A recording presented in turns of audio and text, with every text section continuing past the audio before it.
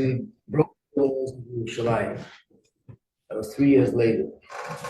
But the day that they broke the walls of Yerushalayim is the 17th of Tammuz. So we fast on that day again, 17th of Tammuz. And then it took 3 weeks until they got to the Beis Hamikdash because they were constantly, the Jews were fighting them.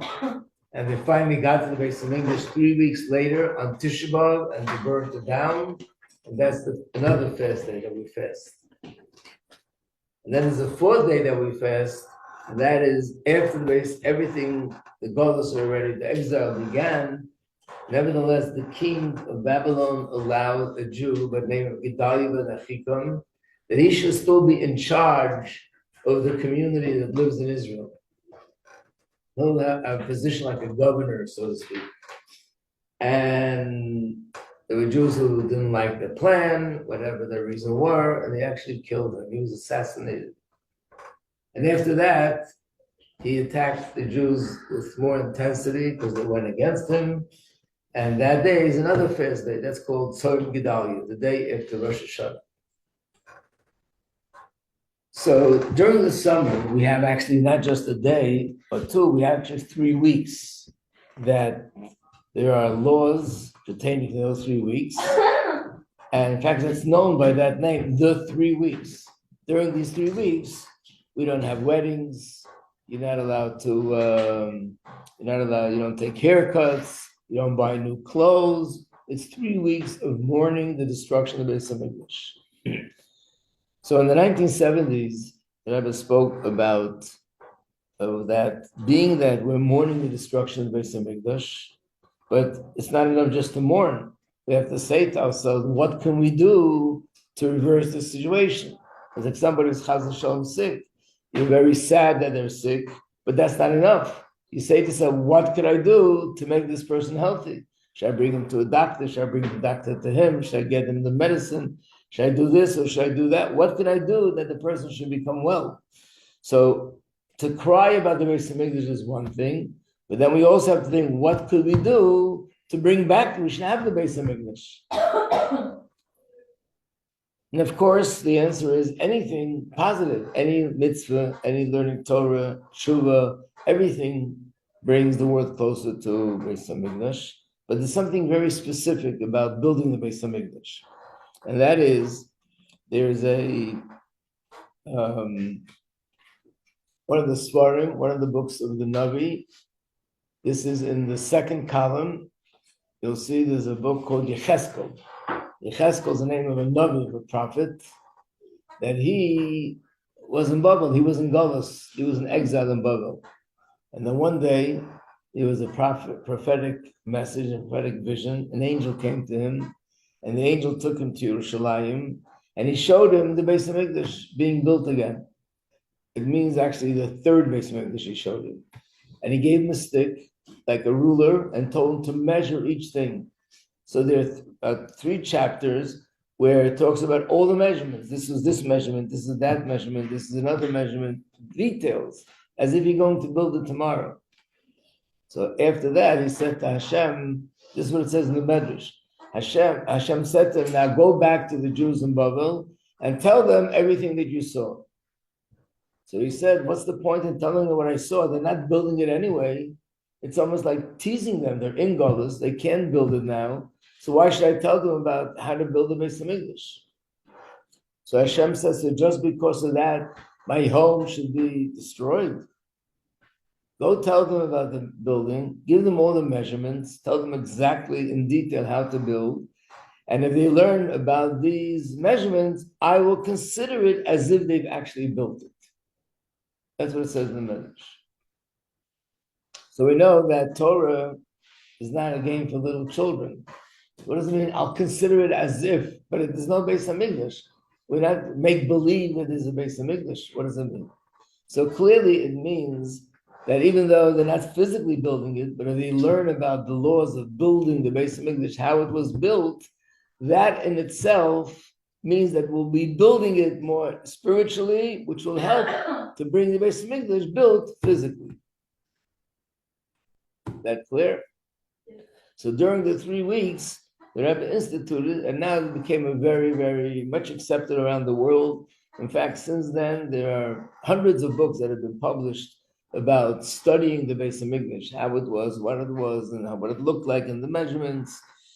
And the Rebbe asked that we learn three things every day for 3 weeks. One is this book, Yecheskel, those chapters that talk about the Beis Hamikdash. The other, that's Torah Shebeksav, that's the written Torah. The other is, there's a tractate in the oral Torah that also is all about the measurements of the Beis Hamikdash. That tractate is called Midos. Not too many people study it, because it doesn't seem practically relevant. But Midos means the measurements of the Beis Hamikdash. There's a certain rabbi, he became one of the real big rabbis. He made videos teaching about the Beis Hamikdash. So he said that really, years ago, he never studied this. Not only didn't study it, he didn't even know that this tractate talks about it. He thought it talks about character traits, which are called midos. But in essence, it's a whole tractate that talks about the measurements in the Beis Hamikdash. And the third thing is to learn Rambam. Maimonides also talks about the laws of the Beis Hamikdash. So I figured that being that today is Asar Teves, which is about the destruction of the Beis Hamikdash, even though it's not during the 3 weeks, but maybe, and Beis Hamikdash is a very big part of Mashiach, because once the Beis Hamikdash is built, that's usually when we know already that we've now it's irreversible. Mashiach is here, and then we're not going back. So I figured let's use this class to study a little bit, just a little overview of all the parts of the Beis Hamikdash, what they were. And what do we need to study those three things? Well, that's during the 3 weeks in the summer, between Shivasa B'Tammuz and Tisha B'Av. Yeah. But now, we'll just do it today, a little overview. I'm going to give this out. This is a little floor map of everything, or plan, I don't know what they call it. Someone can give this out. Now, this is the same thing, but without written in it what it is. You want to give this out? Sure? What do this out? Thank you.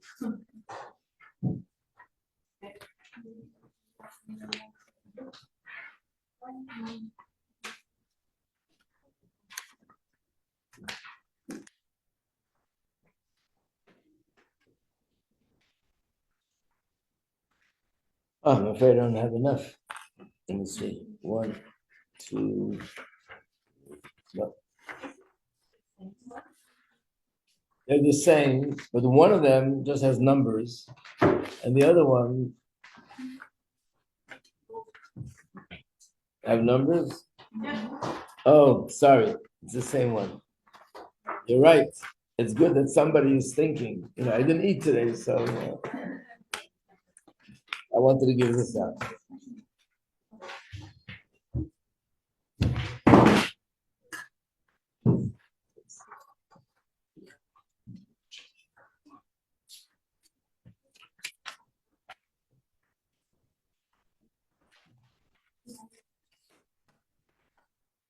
After that, I brought in this model.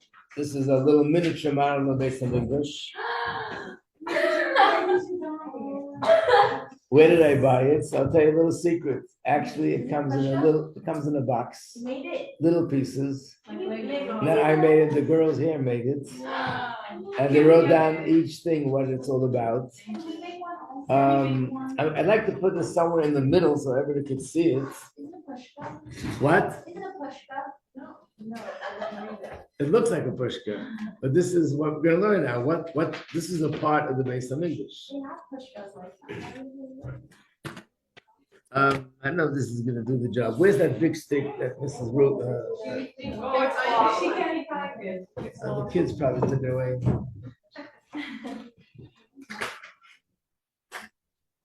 So can we buy it into paper world and put it together? It's very possible, yeah. You put it together and you learn about it. So let's go over general and then we'll go into the details. And I'm going to hold it up like this maybe. When you go to the Beis Hamikdash, this is the main entrance. This is what it would look like. This is all the way in the back. So this is considered, this is the west, and this is the east. And this will be the way you walk in. And they're all together, what you're looking at is, let's put it this way, there are 4 general compartments. From here to here is one compartment. And everything has a name. You see the second sheet that I gave you, the English, has a name. The other sheet I gave you is to test yourself if you know what it is, after you learn about it. But you see on the bottom of the page, it says entrance gate. There was a gate here, this is the gate, and this was the entrance. You had to go in. And all this whole area, which is, you see the 4 boxes in the corner, here also you see 4, 1, 2, 3, 4. These are 4 rooms. There was no roof to it, but they were called chambers, 4 chambers. So this whole area is called Ezras Nashim, which means this is the place where the men went there, the women went there, Kohanim, not Kohanim, everybody was able to go over here.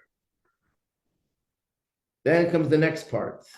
There's steps going from here to here. Each part is higher than the other part. Why? Because the Beis Hamikdash is built on a mountain. And as you go, you're walking up higher and higher. So there's steps from one to the next. How many steps were here? 12, 15. One says 12, one says 15, and you're both right. There was one place where it was 12 and one place where it was 15. This one was 15. And not only was 15, but if you look at the map, you see the shape of it was like a half a circle. It wasn't straight steps. It was like this, a half a circle. And there were 15. What? Right. It corresponds to the 15 chapters of Tehillim, which are called Shir Hamalos, the song of the steps. And there are 15 of them. So that's, well, actually, the Rebbe's Kapitel is chapter 123, but the first one, it starts, is 120. And then there are 15 of those, and they correspond to these 15 steps. What were these 4 rooms? Each one was used for something else. I'll go to that later because that's a detail. I want to now we just were here, now we're going to the next place. Let's go over here. You walk up the steps. This is the place. Over here you can see a little bit, but on the paper it shows you this is where they had the sacrifices, the korbanos. And from this point on, it was mainly for Kohanim. Someone who was not a Kohen shouldn't be walking into this area, only Kohanim. So this is the second chamber, it's a higher level of Kedusha, of holiness. And the main things that were here, let me now show you on the sheet, was like this. This is the main thing. First of all, the altar, the Mizbeach. Over here was something that the Kohanim had to wash their hands and feet before they went in to do the services. It doesn't mean that they sat there with soap and took a shower. It meant that there was a big basin, had 12 faucets, and they put their hands and their feet. By the way, do you know the Kohanim, when they were in the Beis Hamikdash, walked around barefooted? And the reason was that their feet should touch the floor of the Beis Hamikdash without anything interfering, no socks, no shoes. Their feet should touch the floor. And therefore, before that, they had to wash both their hands and their feet. Wash means just put it under the faucet, and that water was sort of cleansing and preparing them for the avodah. And over here, this area, you see little things here. It says rings, pillars. What that means is that's where they used to do the slaughtering of the animals. And these were different things that were there that helped them do it. So this is the second chamber. The third chamber is over here. Now, in the times of Shlomo HaMelech, they built this building. How tall do you think this was? So one time, just interesting, children learn things in school. I never realized how tall it is myself. One day, I was taking my son, who at the time was maybe 10 years old. We took over somewhere in Manhattan. We walk out of the train. He looks up at this building. He goes, "Wow, it's 17 stories. That's like the Beis Hamikdash." This was 17 stories high, huge. And that's why if you look at the pictures, you see that the people near here are little tiny because this was 17 stories high. It wasn't just so. Because that wall is the height of the hotel? Like that, No. that wall? Where was the kotel here? Anyone know? Around, it's far. This one? No, around, it's No, not here. isn't it It's not here. around? No, this was sitting on the mountain. And in the mountain, there was a kotel.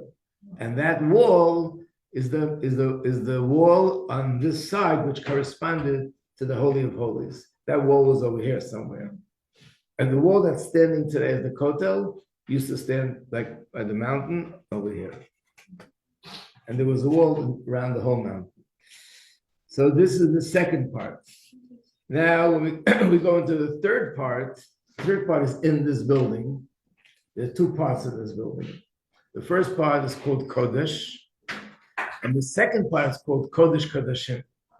So in the first part, there was only three things. Which were the three things? The Shulchan, there was a table that had Chava on it. The menorah was also there. And the third thing was there was another mizbech, another altar, where they put incense on it. And there was smoke coming from and smell, a scent of incense. So these, what? Ktoret. So these were the three, this is this third chamber. Over there, no one except for a Kohen was allowed to go, and only a selected Kohen. And then the Kodesh HaKadoshim, what was there? That was the ark they had in the Luchos. So we know that the Luchos were given twice. Hashem gave us the 10 Commandments on a stone, on a rock. And then what happened, Moshe saw that the Jewish people were worshiping the Egel HaZahav, the golden calf, and he broke it. Then the Jews did tshuva, and Hashem gave us a second time. So which one is in this box, this ark? Both. The broken ones and the complete ones. They're both there. Where is it now? Under earth. It is, yes. In Eretz Yisrael, on the mountain today, which we know as the Beis Hamikdash, underneath the The mountain. menorah too. What? The menorah too. The menorah, no. Only the things that are in Kodesh HaKadoshim. In fact, the menorah, we believe, a lot of the other vessels were taken away by the Romans, and we believe that it's probably there in the Vatican somewhere. But the Kodesh HaKadoshim only had the Aron, which is a box. Inside the box was the Luchos. That's all, nothing else. But there was a few other things in that room, and all these things are hidden under the ground. When Shlomo HaMelech built the Beis Hamikdash, he made a cave under the ground, and it's very hidden. And he hid it there so that if the time comes that the Beis Hamikdash will be destroyed, they should hide it, that this holiest part of the Beis Hamikdash would not be touched. So it's still there to this day. There's another thing. This ark, this box that contained the luchos was sitting on a rock. The rock is still there today. The rock you can actually see. And that's what you know, that on the mountain there's a mosque that's called the Dome of the Rock. There's a mosque. Underneath it, inside it is a rock. That rock is from the Beis Hamikdash. And what was it? The Aron would sit on this rock.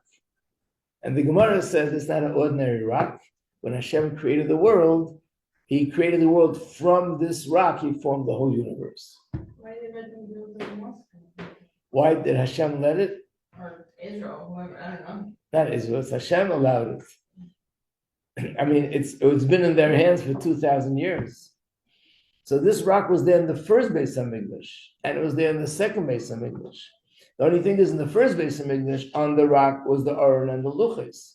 The second Beis Hamikdash was only a rock, but it wasn't there. And the luchos are hidden away somewhere else?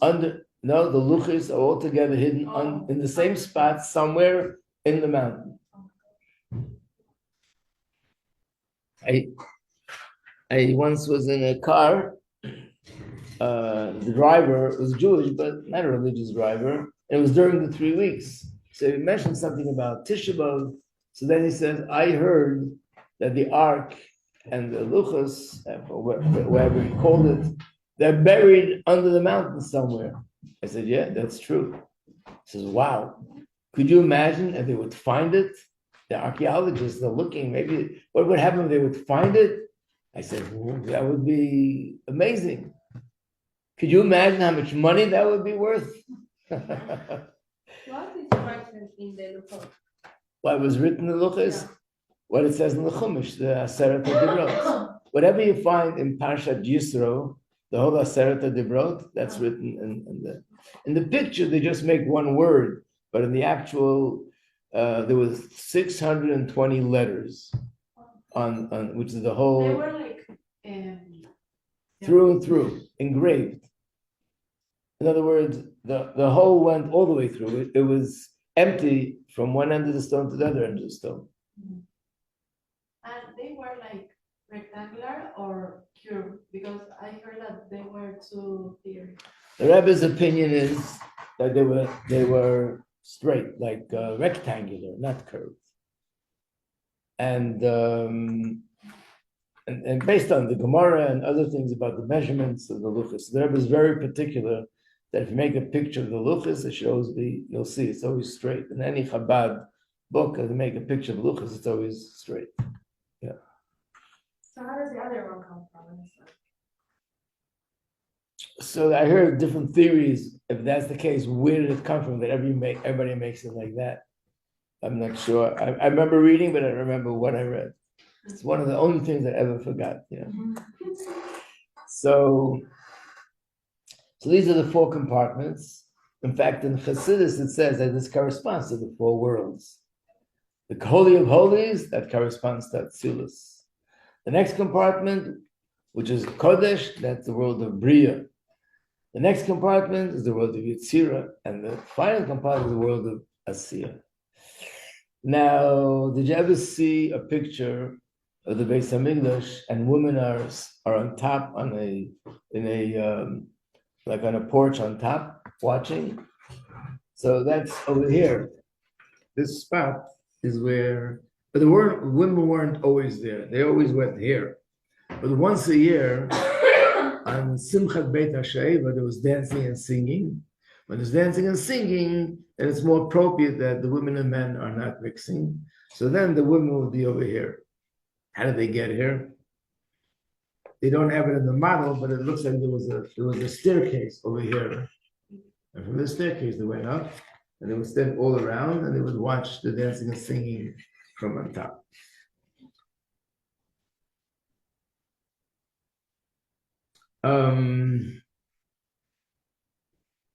This is the general structure. Now, a little bit more details. What is this? What is this?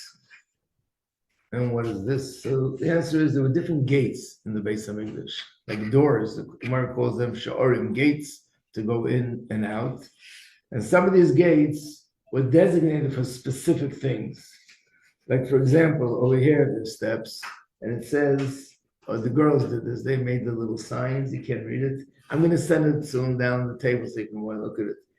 It says the gate for the sacrifices, which means that when they brought a carbon, a sacrifice, how did they bring it into the Beis Hamikdash? It went up through here, in through this door, and they brought it inside during sacrifice. Even though there were other doors, but this was the door for this. There was another door that was for the firewood. When they had to bring firewood, they brought it there. And there were a place where there was let's say this says, this is the gate for the firewood, it was over here. This one was the gate for the firstborn. This is called the Watergate. Watergate. In America, that has... Watergate means that this was a gate where once a year, on Simchat Beit HaSheva, they poured water on the Mizbeach. Where did they get the water from? They went to a stream. They drew the water from the stream, and it was done with a lot of dancing and singing and rejoicing. And they walked through this door, into the Beis Hamikdash, and they poured it on the Mizbeach. So they couldn't go through any door. They had to go through this door. This was the gate to go for that particular purpose. Now, you notice in this building, this big one, over here it's a little bit wider, and here it's a different size. So this was a building in front of the building. This was, here it looks very narrow, but this is really a one building in front of this building. And this, it wasn't big, it was called Ulam. Ulam would mean more like almost like a hallway leading into this. It was a small area. And all this added to the beauty of the Beis Hamikdash. It was really a magnificent building. And this is called Ulam. The next part was called Kodesh, and then Kodesh HaKadosh. So maybe we can talk a little bit about these 4 rooms. What were they for? But whatever I extolled you, you see it on the sheet. So let's say over here it says one room says oil chamber. They used a lot of oil in the Beis Hamikdash. Where did they keep it? So there was a room. This room was for oil. In fact, a lot of people, when they brought a sacrifice, they had to bring oil. It was part of the sacrifice. They went here and they bought the oil from here, from the Beis Hamikdash. Then, where did they keep the wood? So this is another chamber. Here they kept the wood. And now they kept the wood. The halacha is that in order to use wood for the Beis Hamikdash, the wood has to be in a good condition, meaning there shouldn't be any worms that are in the wood. If there are worms there, then the wood is disqualified. It's inappropriate to bring such wood on the Mizbeach. So there were Kohanim that their job was to inspect the wood. And same with a carbon. You can't bring a sacrifice if this animal has certain blemishes, something wrong with it, something is broken. So there was, again, Kohanim who were experts in this field, and they would examine the animal to make sure that it's appropriate to bring into the Mizbeach, because if there's a blemish, it's disqualified. So this was for the wood, and this one was for the oil. And what are these 2? So one of them it says Mitzorim chamber. It means Mitzorah chamber, and one says Nazarite chamber. What does that mean? There were 2 people that if they took something, if they were in a certain condition, they had to bring a carbon, they had to cut their hair. It was a whole procedure. One is a Mitzorah. Mitzorah means a man who had leprosy. And Nazir is a person who says, I take upon myself to be a Nazir, and he lets his hair grow long. And he's not allowed to become impure, he's not allowed to drink wine. It's for 30 days. If you want to, you can make it longer. But once it's over, there's a whole procedure. So one room was for the procedure for the Nazir, and one room was for the procedure for the Mitzorah. These are the 4 rooms. And what's in the middle? Just space. Another thing I'd like to point out is over here, this spot that says Chamber of the Hearth. What does that mean? This is a room near the Beis Hamikdash, but it was a very special room. What was here? This is where the Sanhedrin was situated. We know that every Jewish city had to have their own Beit Din, which means rabbis, that they were the authority of that city. Any question in halacha, they gave the answer. If people had a dispute, they went to this Beis Din to discuss. But that was every city, had 3 rabbis that made a Beis Din. However, there were other Beis Din which made of more rabbis. One of them had 23, which means it was something more serious. 3 wasn't enough, you needed 23 rabbis. And there were certain issues that even that wasn't enough. They had to go to Sanhedrin, which had the most, 71. Not only the most, but these were the greatest sages of the whole country. So they were in the Beis Hamikdash. But if you notice on the bottom, as soon as you walk into the Beis Hamikdash, there's a little box here, and it says a small Sanhedrin, Sanhedrin Katan. Some opinions say that it was here, and some opinions say it was there where the arrow was pointing. But that was a small one, it had only 23.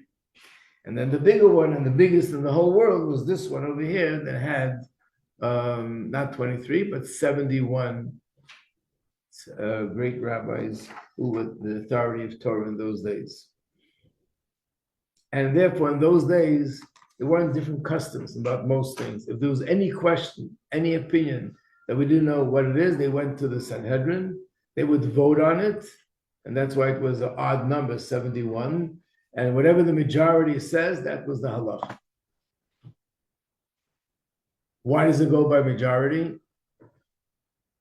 Is it because it makes sense? No. There's a pasuk in Chumash where it says that a bezdin, the sages, each one gave their opinion, achrei rabim lahates, and the rule is according to the majority of opinions. So that's the way Jewish law was established. These were all sages with all knowledge of Torah, and they all had different opinions, so they would count to see what's the majority.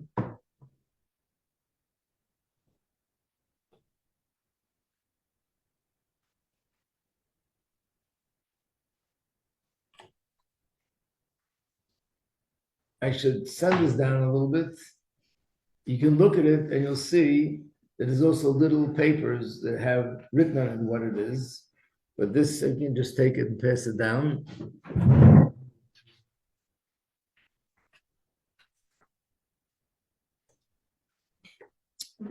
Now this is for someone who wants a little bit of a challenge, but I see I didn't bring enough copies. What you have here is 60 different things that are on this map. And then next to it is blank, which means you have to fill in the number. So it's a way of you testing yourself if you know what is where. You can pass this around, but I'm going to have to make more copies.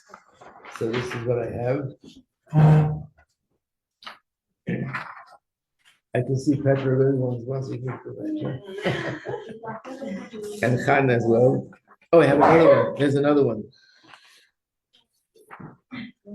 See, I have these. These have already the answers. We don't want those. No, you don't want those.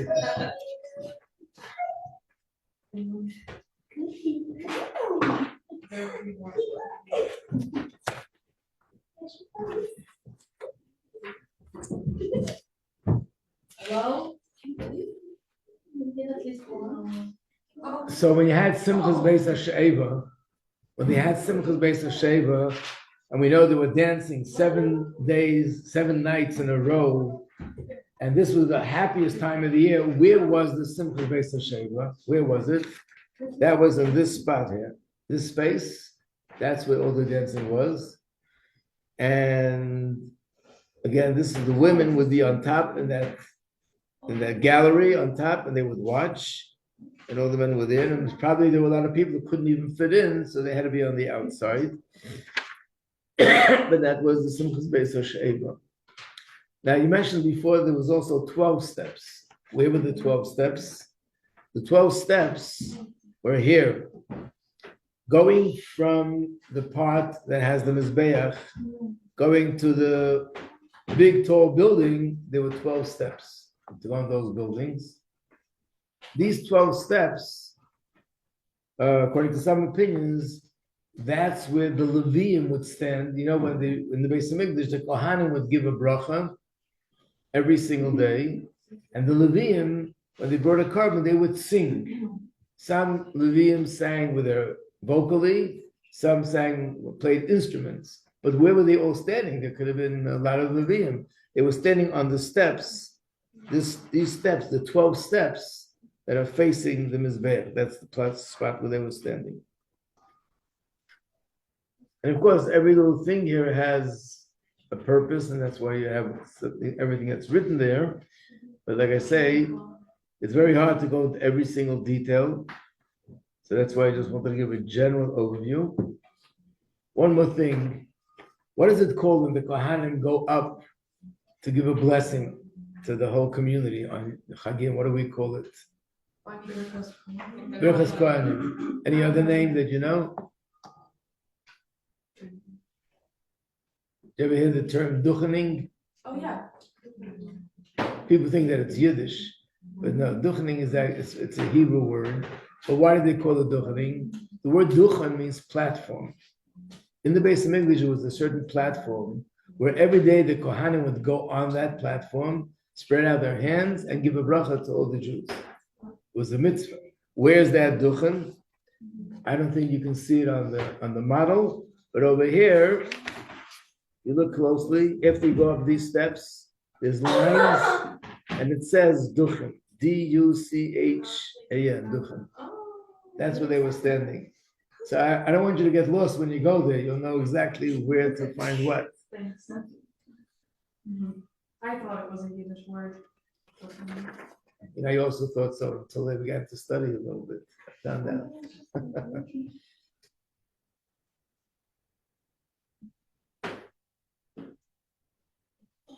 Okay, I think we'll stop here. And if anyone needs any help with this or wants to know more about it, Rabbi Majeski, you said Yeah. the menorah is in the Vatican? the what? The menorah, it's in That's Rome? what I think. That's what the scholars believe, that the menorah and many other vessels of Beis Hamikdash are in the Vatican. So when the third Beis Hamikdash will be built, will we use the same tools, I guess? Yeah, Like the same menorah or? yeah.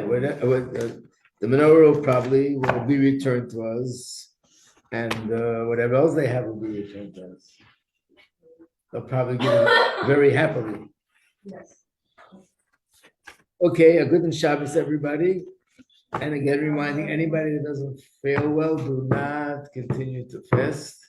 And everyone who's okay and is fasting should have an easy fast. And 5:20 is when the fast ends. We have to make kiddush before, so probably by that time, wherever you are, you'll be making kiddush. Thank you. What's the definition of not feeling exhausted? Not feeling well? How do you translate that? Like, you feel like- Yeah, very weak. Headache, yeah.